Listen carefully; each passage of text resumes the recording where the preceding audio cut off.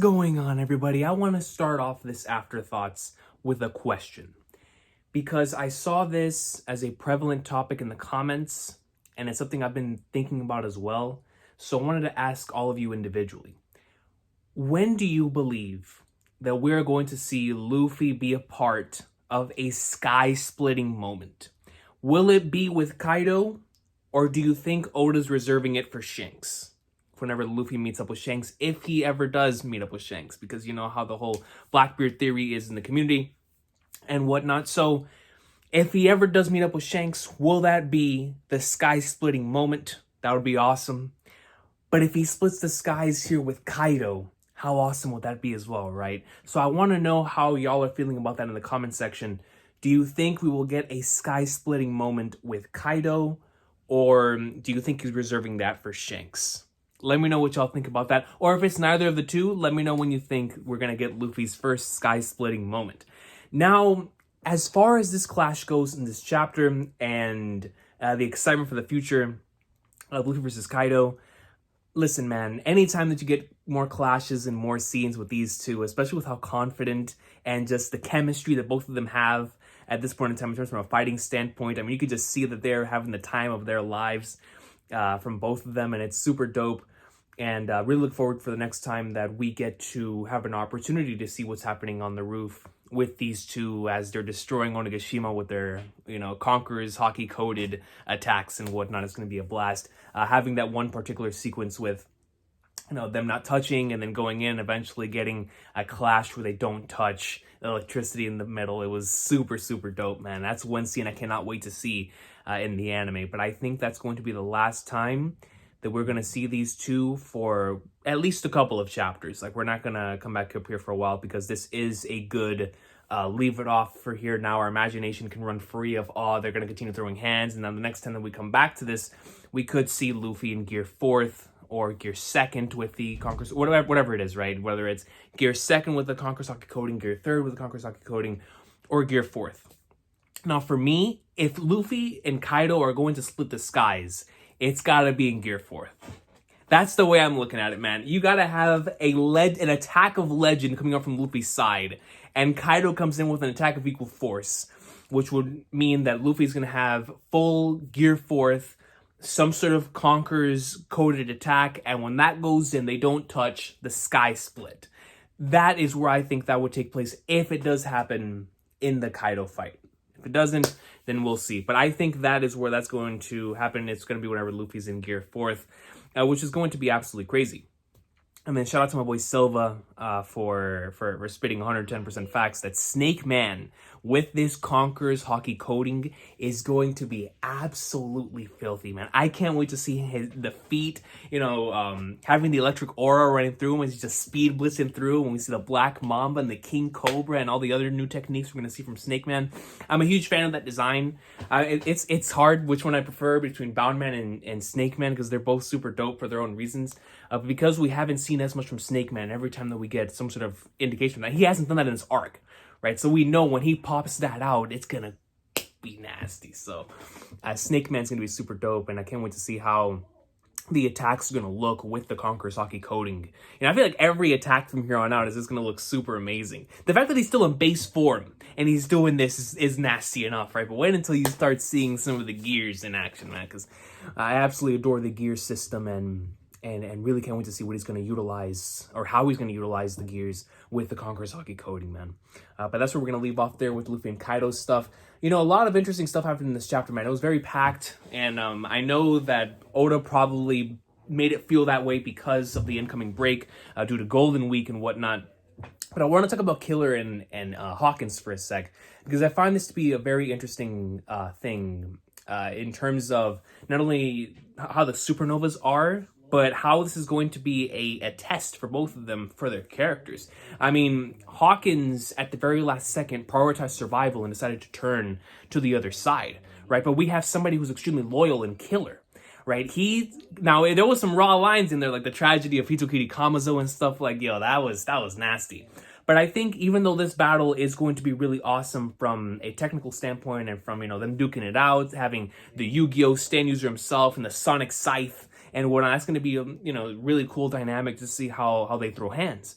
But I think from a character standpoint, it's going to be very valuable in terms of us coming to understand both of them even further, because we now see, you know, with the concept of trust and betrayal being so prevalent in this arc ever since the very beginning, honestly, ever since chapter 795, right?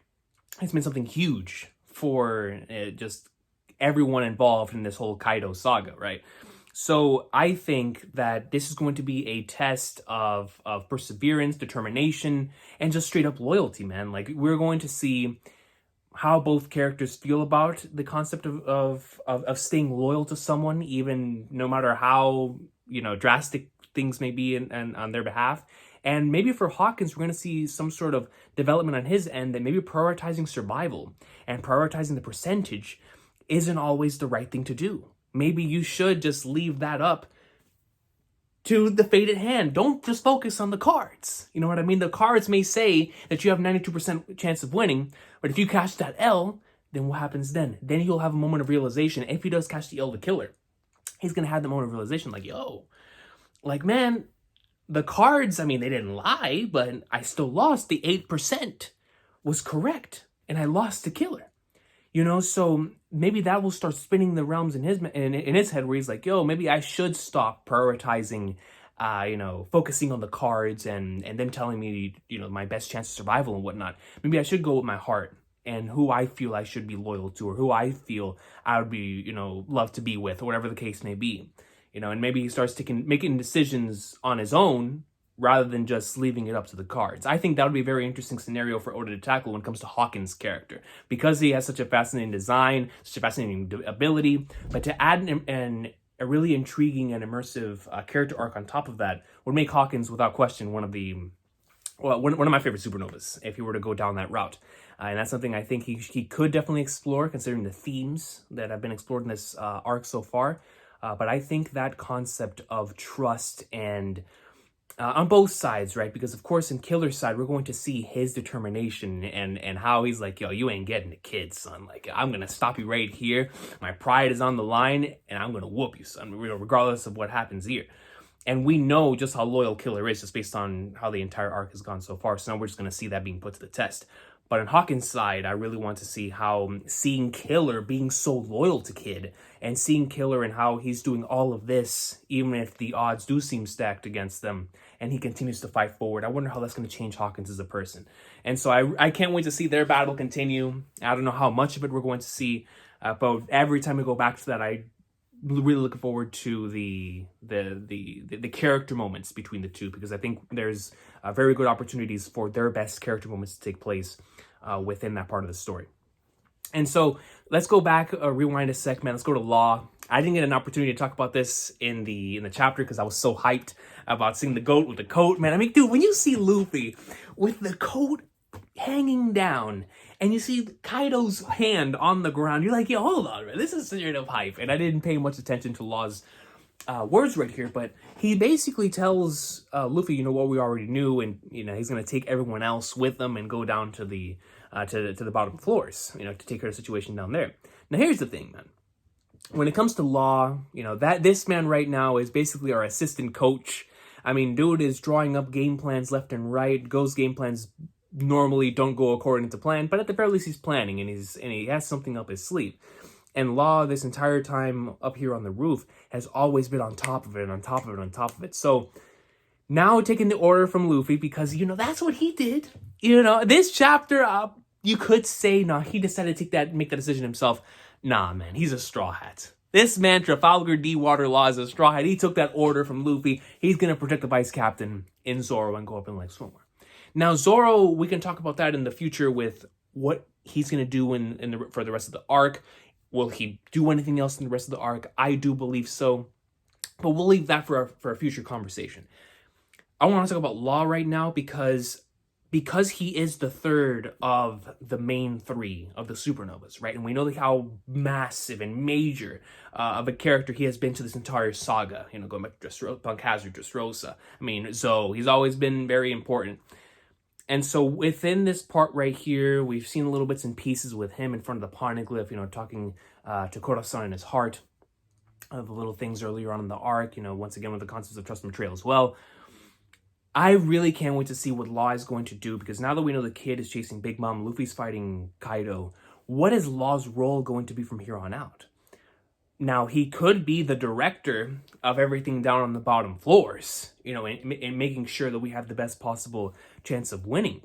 But if Law does continue forward, and let's just say Big Mom does once again have a heel turn, or, I mean, technically she's right in that gray area, right? Which is what made that moment so much fun. But let's just say, push comes to shove, it becomes Law and Kid versus Big Mom, or Law and someone else versus someone else. I don't know, man. Like maybe Law joins in on one of the battles. It doesn't even have to be a battle. I want to know what his role, because of his importance to this overall overarching story that has been taking place since Punk Hazard. I just want to know what type of role he's about to be thrusted in, right? Because he is one of the most important parts of the alliance. Luffy made an alliance with this man before anybody else.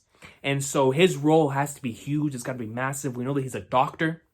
And we know that there's been very, very specific indications and implications for his devil fruit, and what the Opi no means, and how it can grant immortality. And so I want to know if that's going to come into play now, or if it's going to come into play later on, final arc type of stuff.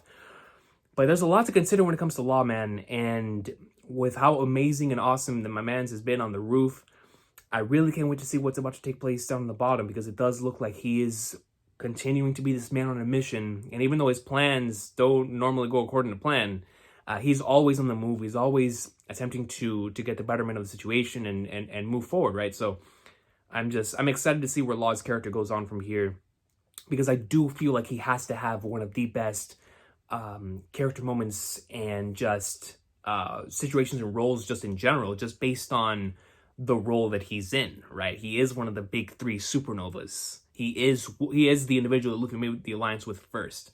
And with him being such a major player in this entire arc so far, I can't wait to see where his role is going to be. Right now, I'm drawing blanks. I honestly don't know, man. I know that he's going to, of course, try to come up with some sort of plan, or maybe he already has some sort of plan and is going to progress forward as much as he can down below. I don't know what that's going to entail. But whatever is going to happen with Law, the next time we see him, it's going to be extremely fascinating.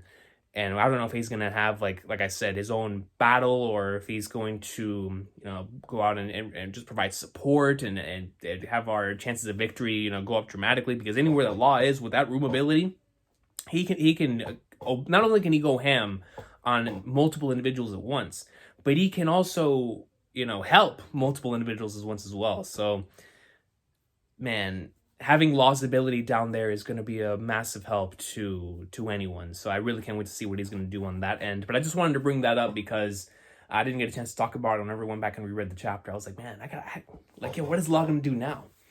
And so super exciting stuff there. But if any of you have a theory onto what Law is going to do, I would love to read about it in the comment section down below.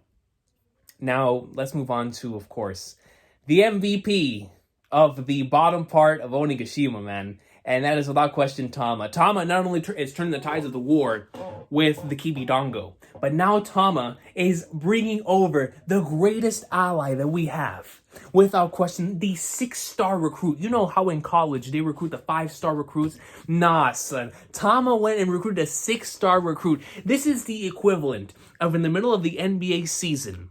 Like LeBron recruits, I don't know, Steph Curry. You feel me? He goes out and he recruits Kevin Durant, son. We just got on our side, however temporary it may be. I don't know how long it's going to be. But Tama went out and recruited the Emperor Big Mom, who has extreme amounts of beef with the Straw Hats. As we saw in this chapter, when she saw Nami and Usopp, she was like, hold on, no, chief, yo. It immediately started riling up within her. But when she saw Tama, I was like, hold on. And I love the explanation for it. Like, it's the motherly instincts. Not only is it that she's soft towards little kids in the way that any normal mother is, but it's like, yo, when you think about her backstory, when you think about the importance of Mother Caramel to her and in those years of her life, as well as the kids, and what happened there in her flashback, it's like it makes total and complete sense. And I loved it, man. It was super dope because it was great payoff for the entire journey that we had with Olin and Tama, Chopper, and everything that was going on there throughout all of Udon. And so that was great, man. I really enjoyed seeing it. And whenever I went back and reread it, I loved it even more. Because initially, whenever I was reading through it, I was enjoying where the character was going and it was hilarious. But I was so focused on Usopp and Nami and what they could do against page 1. But whenever I went back and reread the chapter, I was like, man, yo, Big Mom, son. And so shout out to my boy Usopp, man, for putting in work, the exploding pine cones, going up and against page 1. I'm actually really curious on whether this attack from Big Mom is even going to finish off page 1. I don't know if this is going to injure him and maybe he'll come back and allow Usopp to deliver the finishing blow, because I still do believe that Ulti is either A, now gonna go attack Big Mom. You know what I mean? This could be a possible scenario that Ulti goes in and attempts to headbutt Big Mom. How awesome would that be? I saw several comments on that as well this week. But how awesome would that be? You know, hybrid form goes in and attempts to headbutt Big Mom. Now, I know that's a scary situation, because that could possibly... Actually, no, that would be a wonderful situation in terms of the Straw Hats, because let's just say that Ulti's headbutt is so strong that she causes Big Mom to have amnesia again. Can you imagine a situation like that? Like if she turns back into Olin and completely goes... Or it could be even worse than that. It could be way worse than or I should say, the Olin thing would be a best case scenario for the Straw Hats. Worst case scenario is Ulti hits Big Mom so hard that she goes back and remembers what happened in the past. Like, goes back and completely recalls everything with Mother Caramel and the kids and all of that stuff. And, oh, that would be the worst possible scenario. You know what I mean? Like, having that trauma just all in an instant. I mean, it could be something that knocks her out almost immediately, right? But I think at the same time, that would make her just go on a rampage. But I don't know, man. I don't know. It would be a double-edged sword. But that's the thing when it comes to a head injury like that and with how strong Ulti's head is. So we'll see what happens there with Ulti. I still believe that Nami's going to be the one to take out Ulti with her new Pokemon and Zeus. But the Ulti and Big Mom scenario, especially now that Big Mom, this is so dope, man. Like, Big Mom, we know the type of world that she's created in Whole Cake Island with, bringing together all these races and attempting to create this utopia within Whole Cake Island, right? It's a very childlike dream that she has. But what I really appreciate about that is that her character has always been consistent when it comes to that, right? And like even here, in the pirate world may be cruel, but there's still standards. Like, we pirates still have standards. So like, don't just think that you can go out here and do this to the individuals who are showing hospitality. Don't just go out here and think that you could do this to the wonderful human beings who gave me the wonderful Ushiruko. So it's like, it's great for her character and for continuing to add on to those layers that were already there that have made Big Mom so interesting in the first place. But now we get this additional layer right here, and it's really cool because it is so consistent with her character. And she goes in and she punches the Flagnars out of page 1. And I think the craziest thing about this punch is that it is the space punch, as I like to call it, right? Where it's like punch, wham, and then it hits. So we're definitely now starting to see that all of the Emperors, because I know for a fact Shanks can do this. And then when it comes to Blackbeard, he is the wild card, because I don't know how far Oda wants to go with Blackbeard when it comes to his Haki. We know that Blackbeard is going to more than likely by the end of the series end up with 3 fruits. And so if he has 3 fruits and something like the Conqueror's Haki coding, oh my goodness, bro. That's beyond filthy.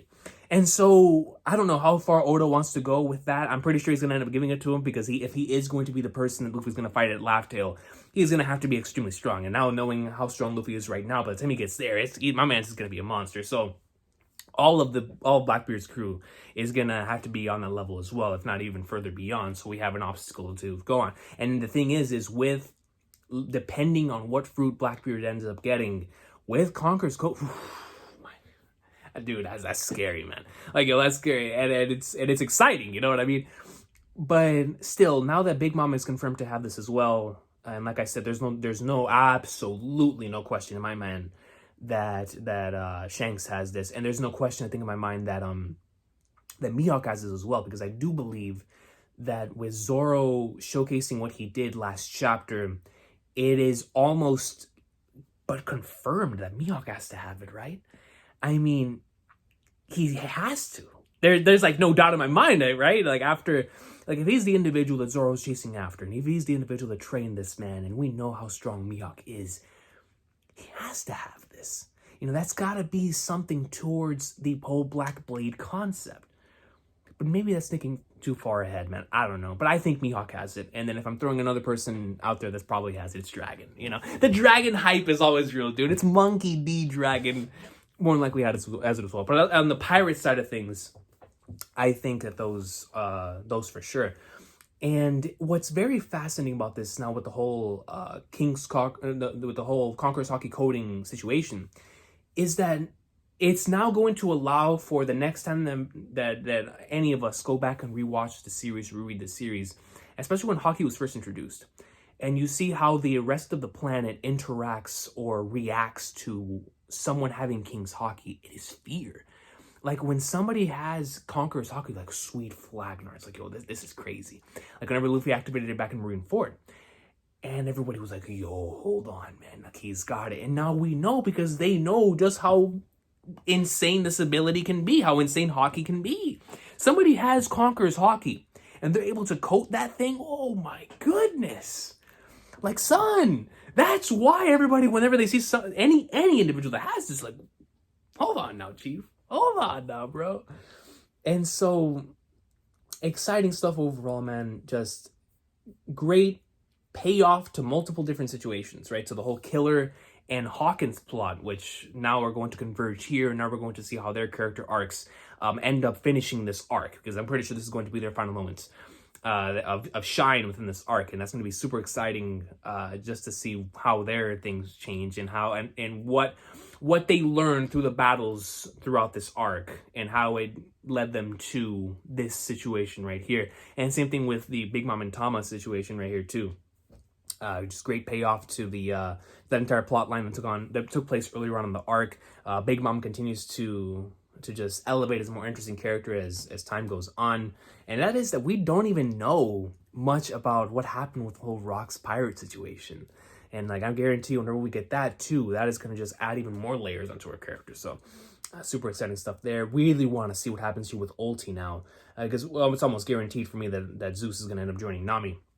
But what happens with Ulti? Like, will Ulti now attempt to go on and fight Big Mom? And then once that starts taking place, we know that Kid wants to take on Big Mom too. But how long is it going to take for that to take place? Because now that Tama and Big Mom are on the same side, Big Mom is going to pwn everything in their path, bro. Like, you know what I mean? Yo, Nami and Usopp are now going to be in the perfect situation for both of them. It's going to cause for some extremely comedic and hilarious moments it's going to be so much fun to see the two of them extremely cocky, because not only is Nami going to have Zeus again, Usopp is going to have Tama, who has the world's greatest summon here in Big Mom. I mean, they legit have like the winged dragon of Ra right now on their side, bro, on their side of the playing field, and ain't nobody gonna do anything about it. The individuals that can do something about it are on the roof.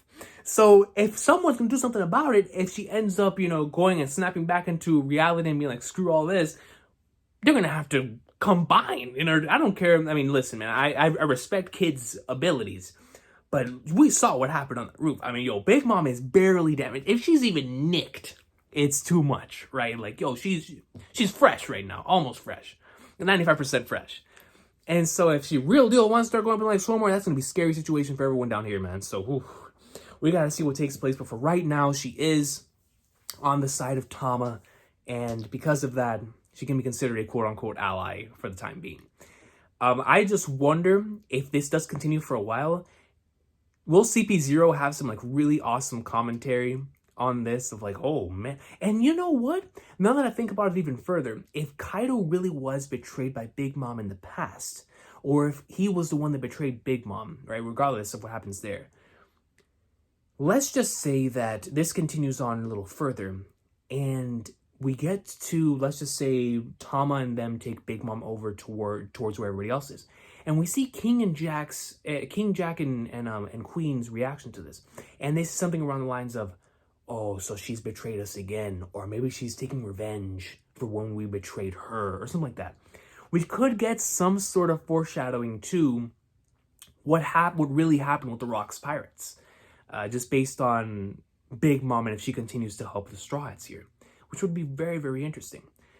I think it's a safe assumption that either we continue off from here next chapter, or we switch over to one of the 1v1 battles, that are currently taking place on Nigashima. But regardless, Super fun stuff, as it has been throughout this entire arc, but so many, like always, endless possibilities.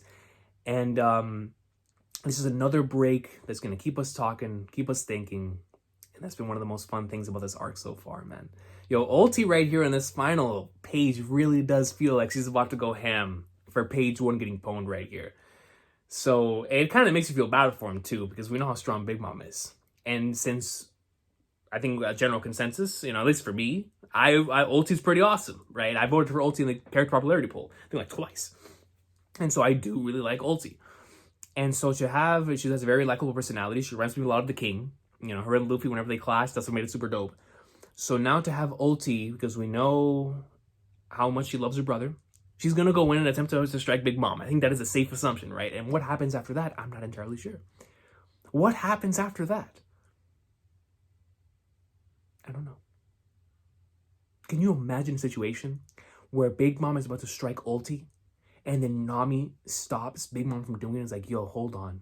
That's my opponent. I would lose my mind, bro. I'd be like, oh, yeah, let's go. But at the same time, if she lets her do it and then Nami laughs, then that would also make me mark out, because I'd be like, yo, that's classic Nami. Regardless, though. Exciting scenarios, exciting situations, a lot of good stuff all around. Really, one more thing before we end the video. Really can't wait to see what Kid is about to do, because we have seen what he's done up on the roof. I mean, what his coolest moment was the last time we got to see him in battle against Big Mom, where Big Mom punched him in the face, and my guy took that straight to the grill, hit her with a rappel. That was straight up awesome, man. So really looking forward to seeing what Kid is going to do now that he's all alone. Killer is by himself over there, so now it's just Kid. It's just Kid, man. So what is just Kid going to do in his quest to take on Big Mom here, man? It's going to be exciting. Onigashima's going in. Let me know if you guys have anything left to add for this week's chapter, or anything about the comments that was stated here, man. And we're going to be on break, but you know what, man? With how hard Oda's been going in, my man's keep going in, dude. And we'll be here whenever you get back for the greatness and the continuation of the Onigashima Awesome Sauce, man. I will see y'all next time. One Piece greatness. Dude, what happens now? Big Mom, Ulti, Kid, Luffy and Kaido still going ham. What is Law gonna do? Kid and Killer throwing down. Tama has the keys to the kingdom right now, son. She is, without question, the MVP on the bottom side. Like, below the rooftop, without question, she is the biggest key player in is Tama. With the Kibidango and now with the summon of Big Mom. But yo, let's go. Onigashima, baby.